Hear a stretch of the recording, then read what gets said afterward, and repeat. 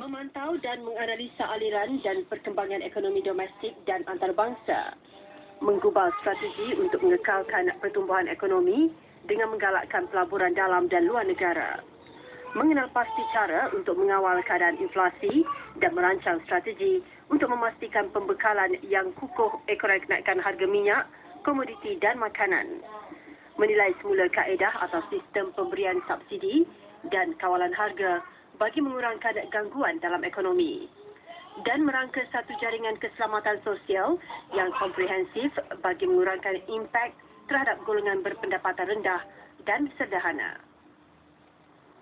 Dipengerusikan oleh Perdana Menteri, Majlis Ekonomi akan dianggotai 39 orang termasuk Menteri Kabinet, Ahli Ekonomi dan Akademik, tokoh korporat serta wakil QPEX. Namun Datuk Seri Abdullah tidak mahu segala beban dipikul sepenuhnya oleh Majlis Ekonomi dan Kerajaan yang dituntut beliau pengorbanan pihak swasta di luar Majlis Ekonomi.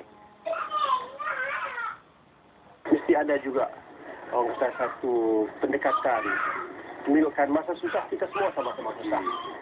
Masa senang kita semua sama-sama senang. Itu mesti menjadi satu sifat yang ada pada rakyat Malaysia. Jangan kita hanya berbaik-baik masa senang.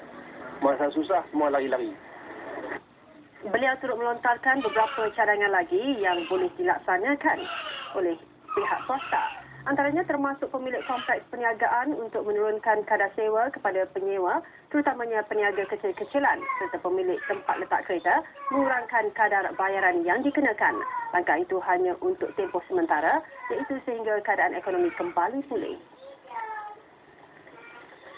Dalam perkara itu, Datuk Seri Abdullah turut membayangkan beberapa langkah dan insentif yang akan diumumkannya pada pembentangan belanjawan 2009. Antaranya bantuan pinjaman keuangan kepada peniaga industri kecil dan sederhana. Satu daripadanya yang saya harap akan dapat diumumkan apabila membentangkan belanjawan di Parlimen dalam bulan Ogos ini juga ialah satu bantuan yang melibatkan ramai rakyat yang berpendapatan rendah, membantu daripada segi kewangan. Kerana kita tahu bahawasanya kedudukan mereka itu pada waktu ini kita lihat sebagai susah juga. Menurut beliau lagi, langkah yang akan diumumkan itu sedang diperhalusi, terutamanya mengenai proses pengagihan bantuan keuangan terbabit. Ia bagi memastikan hanya mereka yang benar-benar layak menerimanya. Mengambil kira kenaikan mendadak harga minyak serta makanan dunia membuatkan kemiskinan luar bandar semakin melebar. Justru agenda pertanian dilihat pilihan utama. Setidak-tidaknya bidang itu dapat mengurangkan jurang perbezaan pendapatan.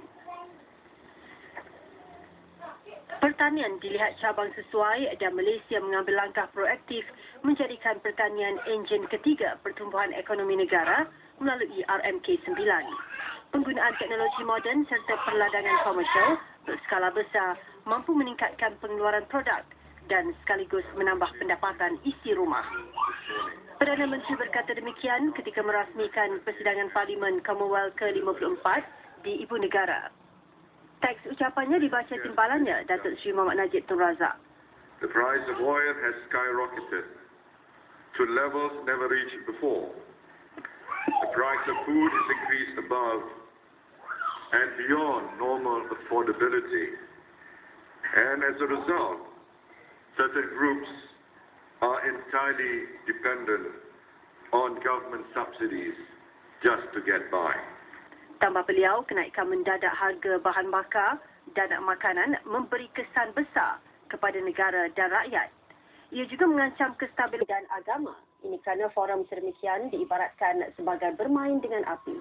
Sambil memberi ingatan itu, Menteri Dalam Negeri berkata tindakan boleh diambil terhadap pihak yang cuba menjejaskan ketentraman awam. Ini soal agama ni, it's a very sensitive area.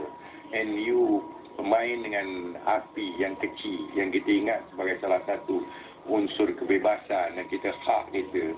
Jangan kita fikir dalam melaksanakan hak, orang lain juga tidak mempunyai hak. Jadi akhirnya dia boleh membangkitkan salah faham. Katanya sebarang isu membabitkan agama perlu diselesaikan mengikut saluran betul.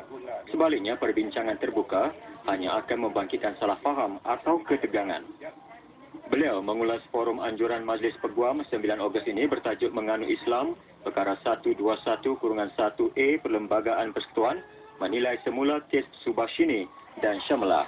Subashini dan Syamala, dua kes membabitkan isu hak penjagaan anak setelah suami masing-masing memeluk agama Islam. 15 Mei 2006, satu forum bertajuk Perlembagaan Persekutuan Perlindungan untuk Semua terpaksa dibatalkan berikutan demonstrasi membantah penganjurannya. Jangan sekadar memegang segulung ijazah.